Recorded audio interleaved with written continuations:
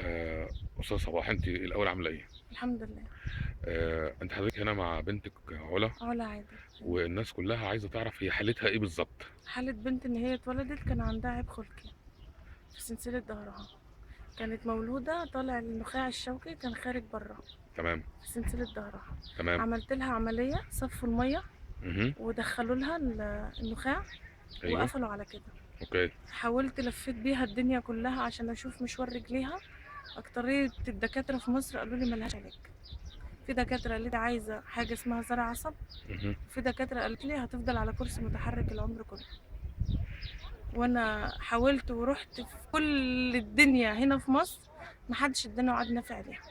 عندها شاشة عظام، مركبة جهاز، عندها صمام، عندها مية على المخ، أه. عندها شلل رباعي، عندها تضخم في الطحال. يعني هي علا عندها متدمرة من كل حاجة. دلوقتي مركبة جهاز جهاز إيه متوسط، اللي مركبة؟ اللي هو الصمام. كان هيظل لها مية على المخ وانا أه. لحقته لها، عملته أه. لها في بنها برضو مع العملية. يعني هي عملت العملية بتاعة ظهرها، بعدها بأسبوع عملت التانية لأن قرتها عليت، النن بتاع عينيها اختفى. على ما رحت وخلصت إجراءاتها حجزوني وعملوه لها. كانوا قايلين لي استحالة إن هي تتعمل في السن ده، بس أنا حاولت، عملته لها ب8000 جنيه.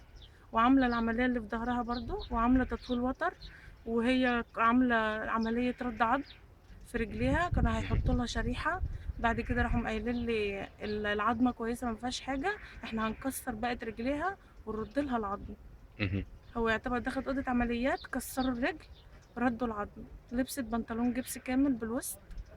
حصلت لها قرحة أه. بعد العملية. قعدت من بعد العملية بالقرحة، قعدت شهر ونص كنت بوديها عند دكتور جراحة عامة، أه. بتغير كل يوم يومين صبح وبالليل، لغاية ما حضرتك دلوقتي يعني العملية من إيه، القرحة من ورا هي عملت اتلمت، بس طبعا الجرح خفيف، يعني لو اتلطت كده تتفتح تاني. أنا هنا موجودة تبع ناس ساعدوني، بس أنا إقامتي هتخلص يوم 10/4. يوم 10 إبريل الإقامة هنا هتخلص. هتخلص يوم 10/4. مين بقى اللي كان دافع لحضرتك تمن الإقامة دي؟ برنامج اسمه العيشة واللي عايشينها، اللي على قناة المحور. اللي على قناة المحور. تمام. استعنت بيهم ان هم يكملوا لي، واتصلت عليهم ان هم يعملوا حاجة معايا ساعة الجهاز. مهم.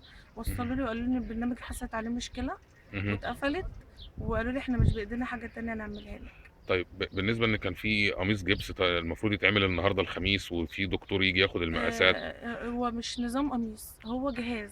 أه. جهاز طبي، من اول مشط الرجل لغاية الوسط فوق، مهم. بيتربط بحزمة على اساس هي ما بتتحركش. ده تكلفته المفروض حضرتك اللي تتحمليها. اللي أو هم انا سالتهم هنا ان هم يدخلوا حتى يساعدوني. اه. قالوا لي اللي موجود لحضرتك اقامه، جلسات، ما نقدرش نسحب حاجه ان مهم. احنا ناخد فلوس نقول لك خدي اعملي.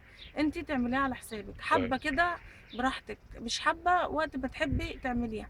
سالت دكاتره العلاج الطبيعي، سالت الدكتور الاستشاري، طلب مني وقال لي ان هي المفروض لازم الجهاز دوت تعمله في اقرب وقت. طيب، هل الفترة اللي فاتت في الثلاث أربع أيام اللي فاتوا في أي حد جه اتبرع لثمن كتير كتير برعوا لها اقامه، وبرعوا لها للكبيره. تمام. برعاله للكبيرة وأخدوا المقاس.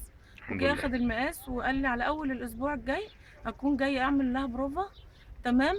خلاص هيسيبها، فيها حاجة تانية هياخدها يظبطها، لأن اللي هو بيجي من بره مش تبع المستشفى.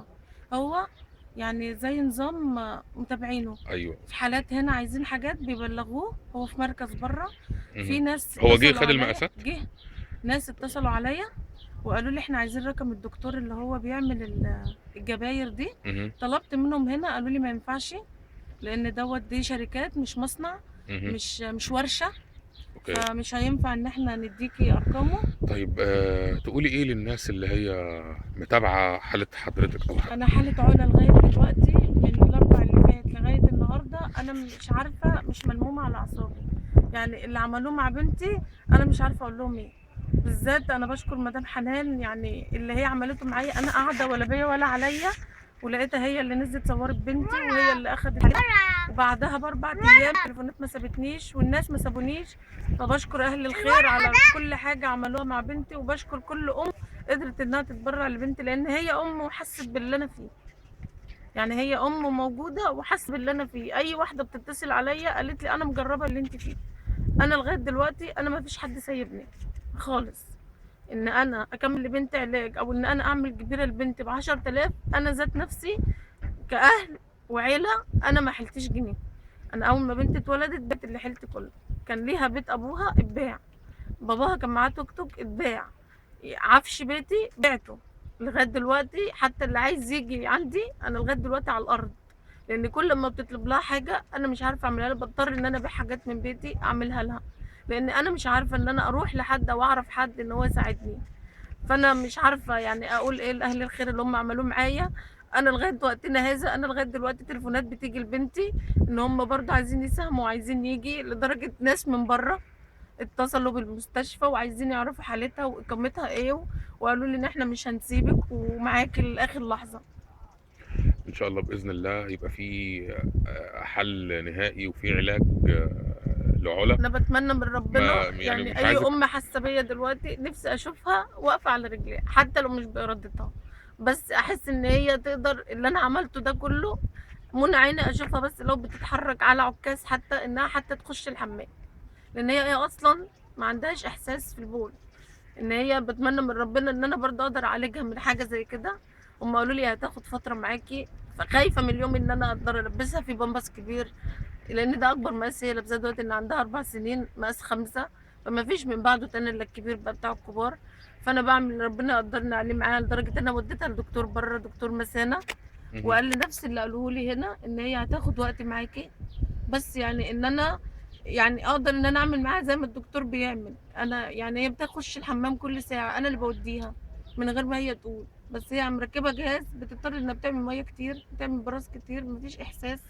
يعني يعتبر عند بنتي النص اللي تحت منتهي كله. ان شاء الله تتعالج وتخف وتقوم لك بالف سلامه. انا بشكر حضرتك انا انك نفسي يعني نفسي اقول كلمه اخيره، اتفضلي. نفسي منى عيني ان يعني انا نفسي الدنيا كلها تقف معايا في حاجه واحده بس، ان هم يعرضوها بره.